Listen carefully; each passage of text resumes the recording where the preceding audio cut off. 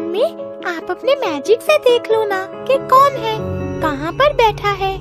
मैंने कई बार देखा है गिन्नी, एक गुफा है जिसमें चोर छुपकर बैठा हुआ है। पर वो है कौन? गुफा में इतना अंधेरा है कि कोई चेहरा दिखाई ही नहीं देता।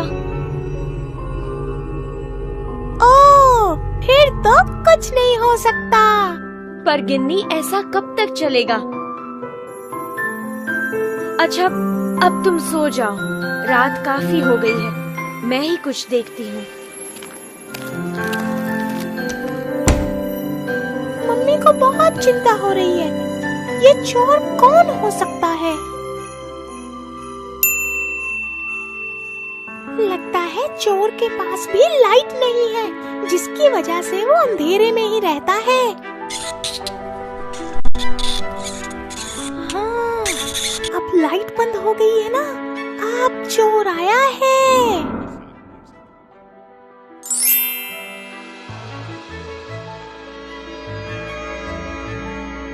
कौन है? कौन है?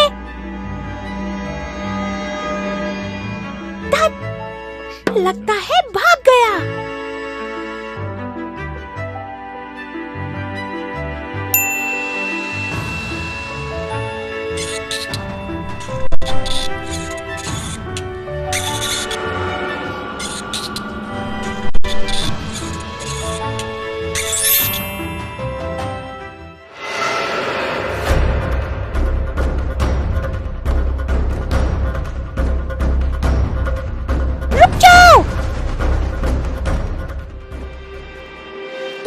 मम्मी नहीं है तो मैं तुम्हारी बात मानूंगा।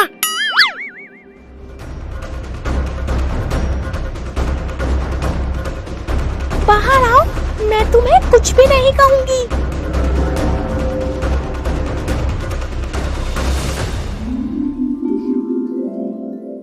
वाह, तुम तो मैजिक भी जानती हो। इसलिए तो तुमसे कह रही हूँ कि मुझसे पंगा मत लो।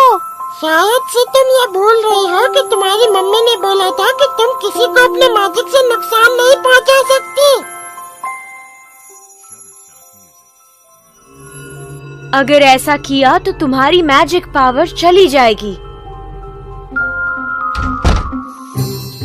मैं तुम पर मैजिक का ना सही, पर अपने हाथों का तो इस्तेमाल कर सकती हूँ ना। देखते हैं तुम कहाँ तक मेरे पीछे आती हो।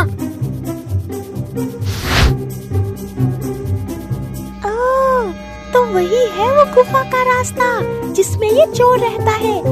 इसे क्या लगता है मैं इससे बड़ी हूँ तो अंदर नहीं आ पाऊंगी? इस चोर को तो मैं देख लूंगी।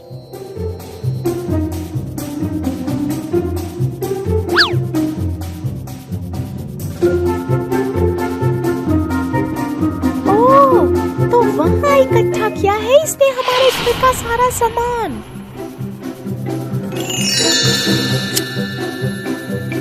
तुम मेरे घर कैसे आ गई? जैसे तुम मेरे घर आ गए चोरी करने।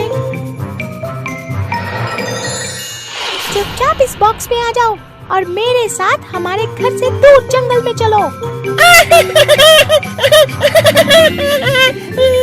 ऐसा कभी नहीं होगा।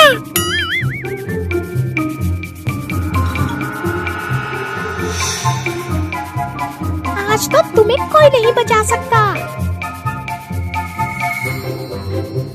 अब कुछ तोड़ फोड़ तुम्हारे घर में भी हो जाए। ये तो चीटिंग है। तुम जो कर रहे थे उसकी सजा यही है। आपने बिल्कुल सही कहा मम्मी। मुझे माफ कर दो, मैं आगे से बिल्कुल तंग नहीं करूँगा आपको। मुझे छोड़ दो। नहीं, बिल्कुल नहीं। तुम हमें ना सही किसी और को तंग कर सकते हो। तुम्हारे रहने की जगह ये नहीं है, जंगल है, तुम्हें वहीं जाना होगा।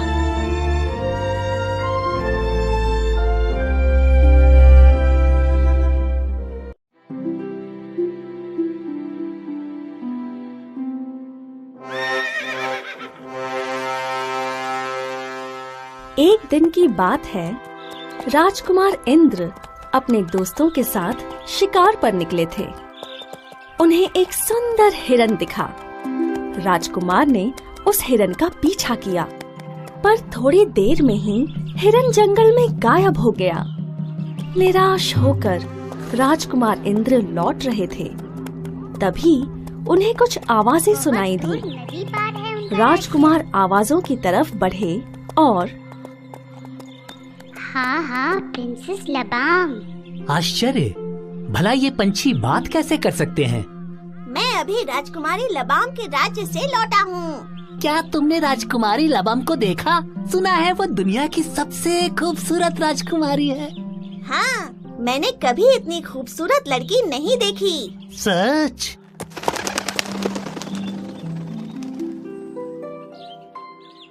रुको रुको, मुझे बताओ, ये राजकुमारी लबाम कहाँ रहती हैं?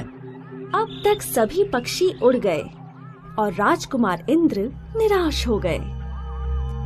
राजकुमार इंद्र अपने राजमहल लौट आए।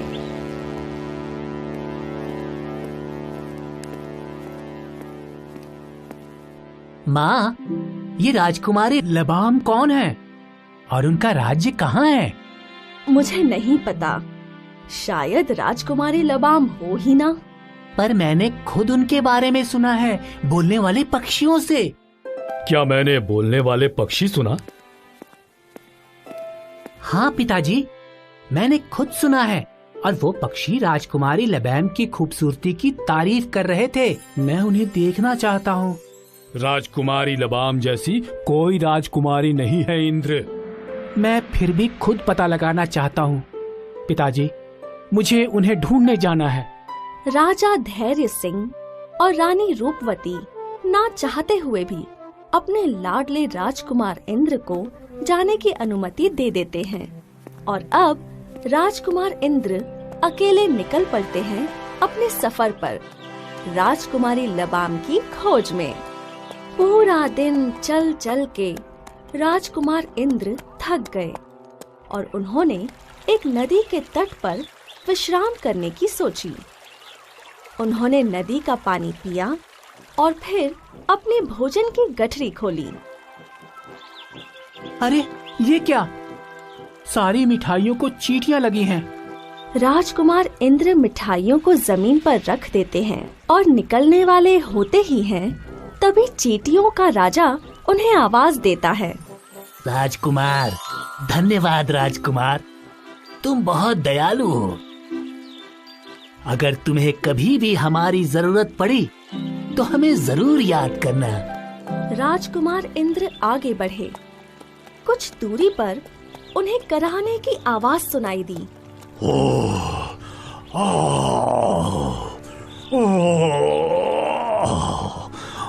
वहाँ एक शेर दर्द के मारे कराह रहा था।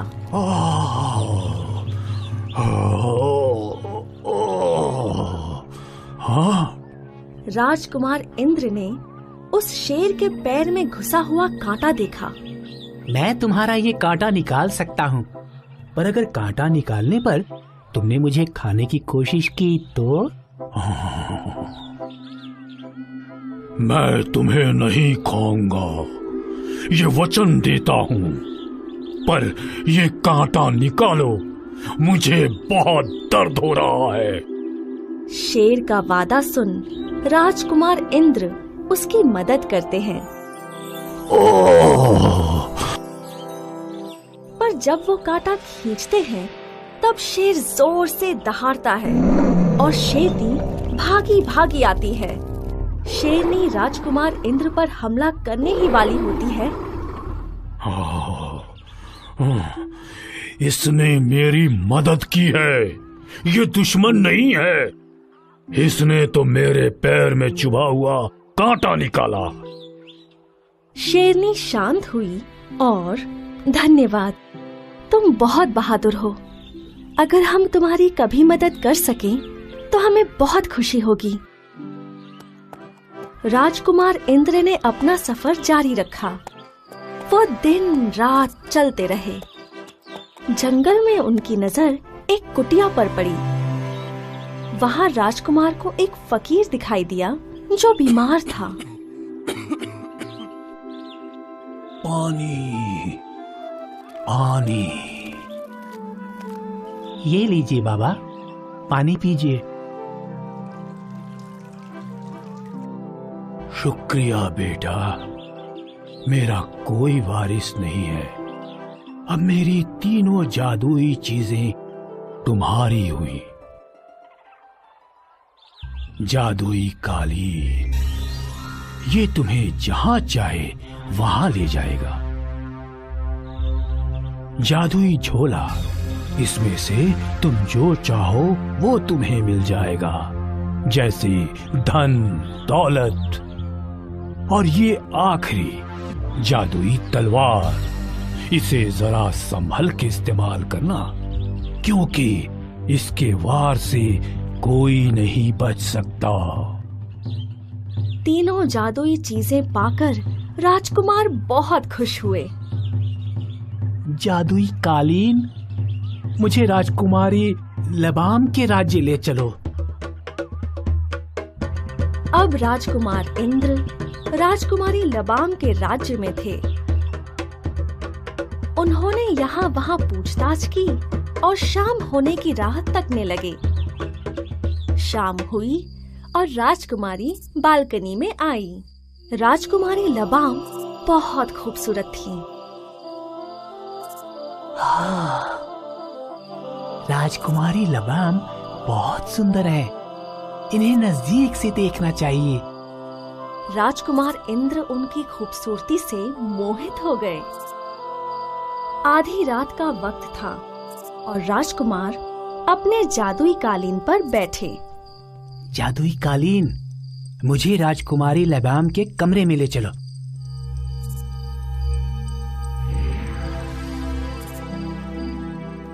राजकुमारी अपने कमरे में सो रही थी।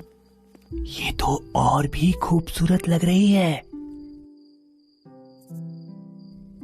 जादुई झोले, मुझे दुनिया की सबसे सुंदर अंगूठी चाहिए।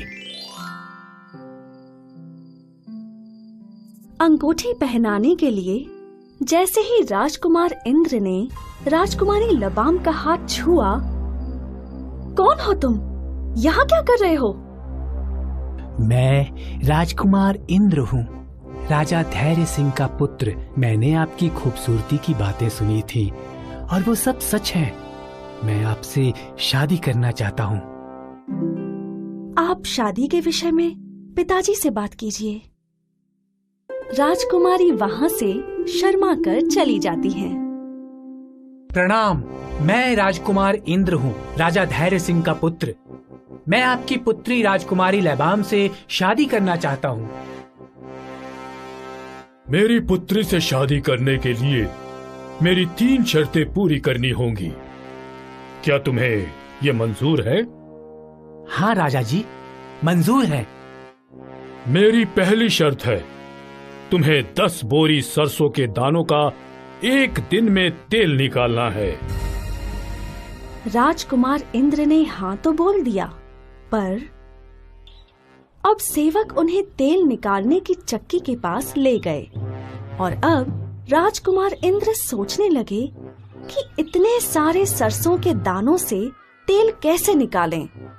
तभी उन्हें चींटियों की याद आई। चींटियों के राजा, मुझे तुम्हारी जरूरत है।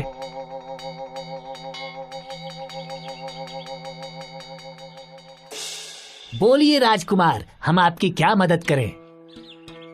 मुझे इन सारे सरसों के दानों का तेल निकालना है। ये काम हम कर देंगे, आप आराम कीजिए। मेहनती चींटियां बड़ी फुर्ती से सरसों का तेल निकालने लगीं और कुछ ही घंटों में सारे सरसों के दानों का तेल निकल गया। राजकुमार इंद्र खुश थे कि पहली शर्त पूरी हुई। हमारे राज्य के अंत में एक गुफा है, वहां 2 दानव हैं। तुम्हें उन दोनों दानवों को मारना है। ये मेरी दूसरी शर्त है। राजकुमार इंद्र गुफा के बाहर पहुंचे और उन्हें डरावनी आवाजें सुनाई दी। तभी उन्हें शेर और शेरनी की याद आई। शेर और शेरनी, मुझे तुम्हारी मदद की जरूरत है।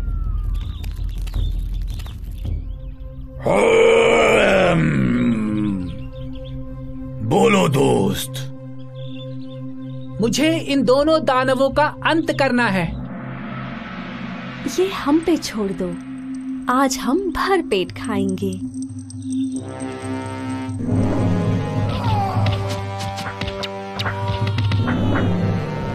शेर और शेरनी दानवों को मार देते हैं और दूसरी शर्त पूरी हो गई।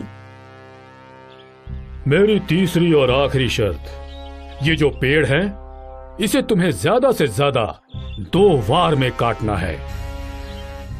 अब राजकुमार को फकीर की बात याद आई और राजकुमार ने जादुई तलवार निकाली। सिर्फ एक वार में पेड़ के 2 टुकड़े हो गए। बहुत खूब, तुमने राजकुमारी लबाम को जीत लिया। राजकुमार इंद्र और राजकुमारी लबाम की शादी बहुत धूमधाम से हुई और अब राजकुमार इंद्र ने राजकुमारी लबाम के साथ साथ उस राज्य को भी जीता। वो राजा बन गए और राजा इंद्र ने हमेशा अपनी प्रजा को खुश रखा।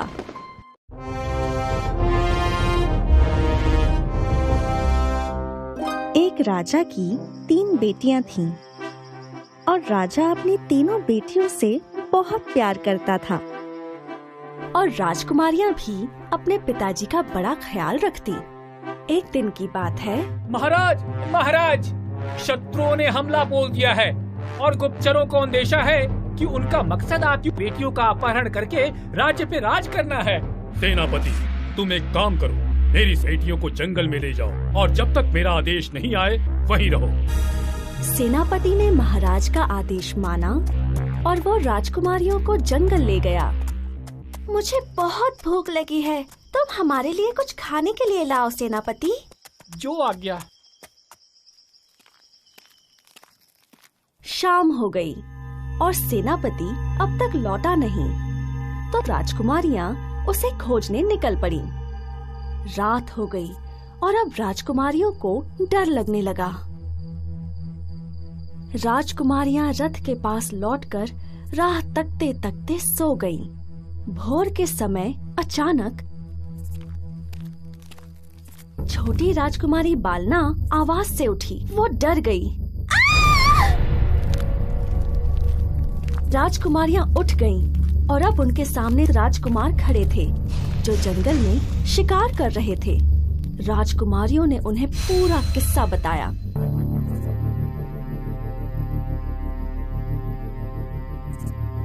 अगर ऐसी बात है तो हम राजकुमार आप राजकुमारियों के साथ शादी करेंगे और आपके राज्य को भी बचाएंगे।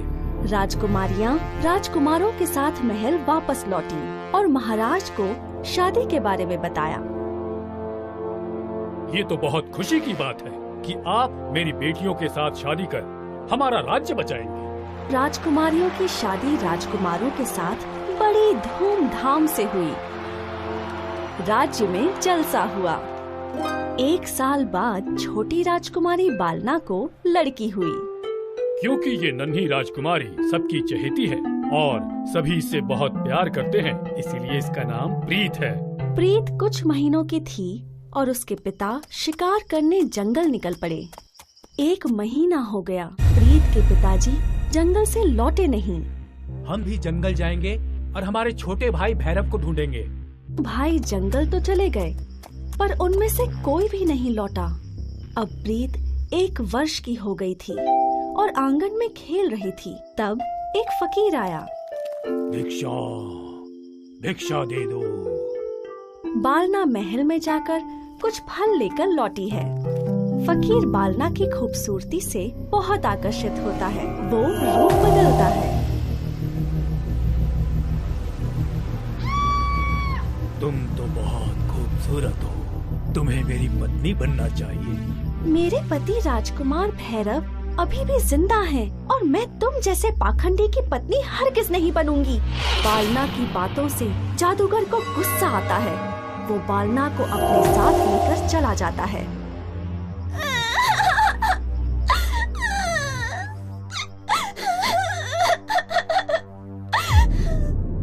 राजकुमारी प्रीत की आवाज सुन राजकुमारियां वहां पहुंची और बालना को कहीं नहीं पाके चौंक गईं।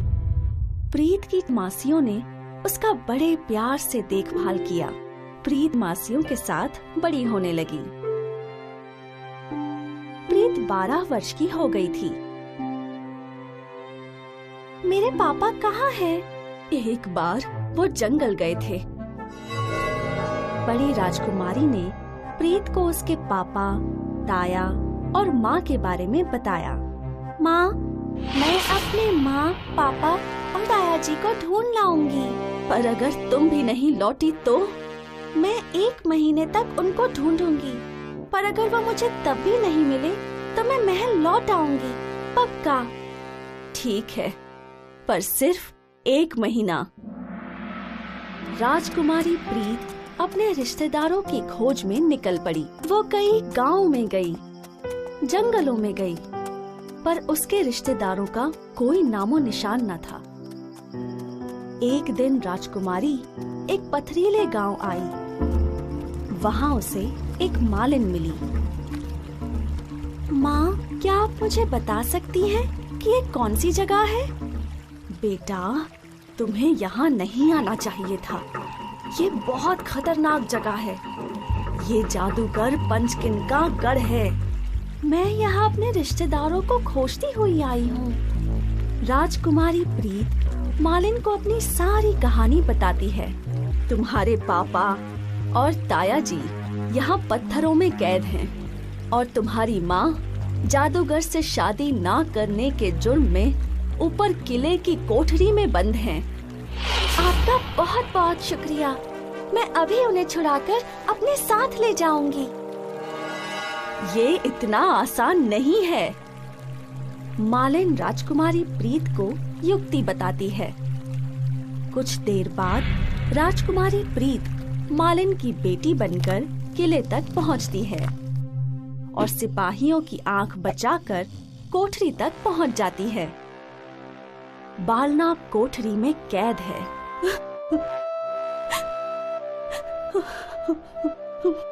माँ, माँ, प्रीत, क्या तुम प्रीत हो? हाँ माँ। तुम्हें यहाँ नहीं आना चाहिए था मेरी बच्ची।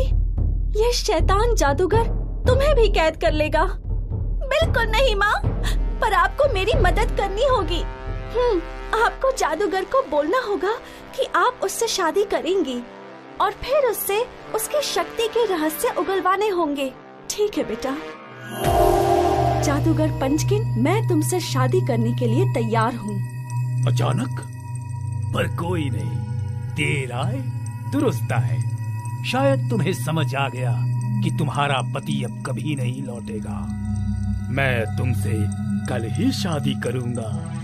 मुझे थोड़ा वक्त चाहिए। मैंने अब तक तुमसे सिर्फ नफरत की है। तुम्हें जानने और समझने में थोड़ा वक्त तो लगेगा। ठीक है। क्या तुम अमर हो या तुम शरीर बदल सकते हो या अपना शरीर त्याग के दूसरे शरीर में प्रवेश कर सकते हो?